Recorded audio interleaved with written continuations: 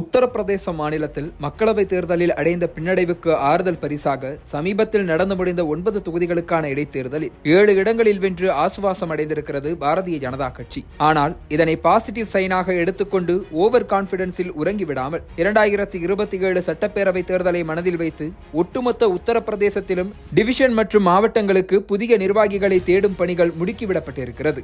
உத்தரப்பிரதேச மாநிலத்தை பாஜக மொத்தம் 6 மண்டலங்களாக பிரித்திருக்கிறது. அவாத் மண்டலம், கான்பூர் மண்டலம், காசி மண்டலம், மேற்கு மண்டலம், கோரக்பூர் மண்டலம், பிராஜ் மண்டலங்களில் தேசிய பாஜக தலைவர்களின் தலைமையில் சமீபத்தில் மீட்டிங் ஒன்று நடந்து முடிந்திருக்கிறது. அதன்படி பூத் மட்டத்தில் இருந்து புதிய நிர்வாகிகள் தேர்ந்தெடுக்கப்பட இருக்கின்றனர். பூத் தலைவர்கள் டிசம்பர் 12 மற்றும் 13ஆம் தேதிகளில் தேர்ந்தெடுக்கப்பட உள்ளனர். இதன் பின்னர் டிசம்பர் 15ஆம் தேதிக்குள் ஒரு சப்டிவிஷனுக்கு 3 பேர் வீதம் அந்தந்த மண்டலங்களுக்கு பரிந்துரை அனுப்பப்படும். அந்த பெயர்களில் இருந்து டிசம்பர் 19ஆம் தேதி சப்டிவிஷனுக்கான தலைவர்கள் தேர்ந்தெடுக்கப்படுவார்கள். கட்சியின் அடிமட்ட கட்டமைப்பில் ஏற்படும் இந்த மாற்றம் விரைவில் நடைபெறவுள்ள உள்ளாட்சி தேர்தலுக்கும் 2027ஆம் ஆண்டு நடைபெறவுள்ள சட்டப்பேரவை தேர்தலுக்கும் உதவியாக இருக்கும் என்கின்றனர் அரசியல் விமர்சகர்கள். இதில் கவனிக்க வேண்டிய முக்கியமான விஷயம், நிர்வாகிகளாக போட்டியிட விரும்புபவர்களுக்கு உத்தரப்பிரதேச பாஜக விதித்திருக்கும் நிபந்தனைகள் தான். கடினமாக உழைக்கக்கூடியவராக இருக்க வேண்டும், இதுவரை கட்சி நடவடிக்கைகளுக்கு ஆளாகி இருக்கக்கூடாது, 2019ஆம் ஆண்டு முதலே கட்சியின் அடிப்படை உறுப்பினராக சேவை செய்திருக்க வேண்டும், கடந்த காலங்களில் மாவட்ட மற்றும் டிவிஷன் அளவில் பதவியில் இருந்த ஒருவராக இருக்க வேண்டும் என்பதுதான் அந்த நிபந்தனைகள். இதுபோக சப்டிவிஷன் தலைவராக 35 முதல் 45 வயது இருக்கும் கட்சி உறுப்பினர்களும், மாவட்ட தலைவராக 45 முதல் 60 வயது வரை இருக்கும் நபர்களும் விண்ணப்பிக்கலாம். இந்த வயது வரம்பு கட்சிக்குள் ஒரு படிநிலையை ஏற்படுத்துவதுடன் இளைஞர்கள் அதிகமாக கட்சி பதவிகளுக்கு வர ஊக்குவிக்கும் என்கின்றனர் உத்தரப்பிரதேச பாஜகவினர். மேலும் அதிகமான பெண்களை தலைவர் பதவிக்கு கொண்டு வரவும் முடிவு செய்யப்பட்டிருப்பதாக கூறப்படுகிறது. இதில் முக்கியமான விஷயமே 2019ஆம் ஆண்டு முதல் கட்சி பணி செய்தவர்கள் மட்டுமே பதவிக்கு வர முடியும் என்பதுதான்.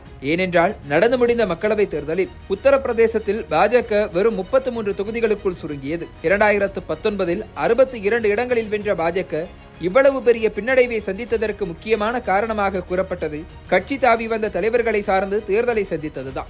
ஆண்டு கணக்கில் கட்சியில் இருந்தும் தங்களுக்கான முக்கியத்துவம் குறைந்ததால் தான் பாஜகவினரே தேர்தல் பணியில் சுணக்கம் காட்டியதாக கூறப்பட்டது.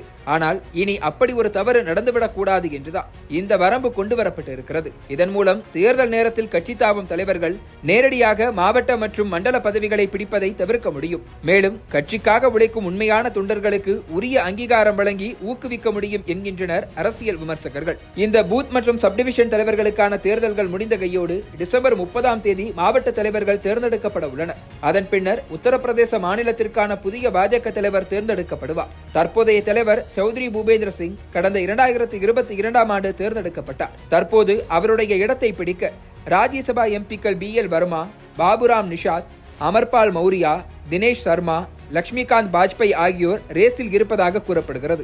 இவர்களில் வர்மா, மௌரியா, நிஷாத் ஆகியோர் OBC சமூகத்தைச் சேர்ந்தவர்கள். சர்மா மற்றும் பாஜ்பாய் ஆகியோர் பிராமணர்கள். இதில் கடந்த 2014ஆம் ஆண்டு உத்தரப்பிரதேசத்தில் பாரதிய ஜனதா கட்சி 71 தொகுதிகளில் வெல்ல காரணமாக இருந்தவர் அப்போதைய மாநில தலைவராக இருந்த லட்சுமிகாந்த் பாஜ்பாய் தான். இதனால் அவரே மீண்டும் தலைவராக நியமிக்கப்படுவாரா என்கிற எதிர்பார்ப்பு எழுந்திருக்கிறது. ஆனால் கடந்த சில ஆண்டுகளாக பாஜக ஒரு முக்கியமான மாற்றத்தை கட்சிக்குள் கொண்டு வந்துள்ளது. அதன்படி மக்களவை தேர்தல் நடப்பதற்கு முன்பு உயர் சாதியைச் சேர்ந்த ஒருவரை கட்சி தலைவராகவும், சட்டப்பேரவை தேர்தலுக்கு முன்பு OBC சமூகத்தைச் சேர்ந்த ஒருவரை கட்சி தலைவராகவும் அந்த கட்சி நியமித்து வருகிறது. இதனால் 2027 உத்தரப்பிரதேச சட்டப்பேரவை தேர்தலை மனதில் வைத்து களத்தை அணுகும் பாஜக ஒரு OBC தலைவருக்கு தான் வாய்ப்பளிக்கும் என எதிர்பார்க்கப்படுகிறது. அந்த OBC தலைவராக வர்மா, நிஷாத், மௌரியா ஆகியோரில் யார் இருக்கப் போகிறார்கள் என்பதுதான் இப்போதைய சஸ்பென்ஸ்.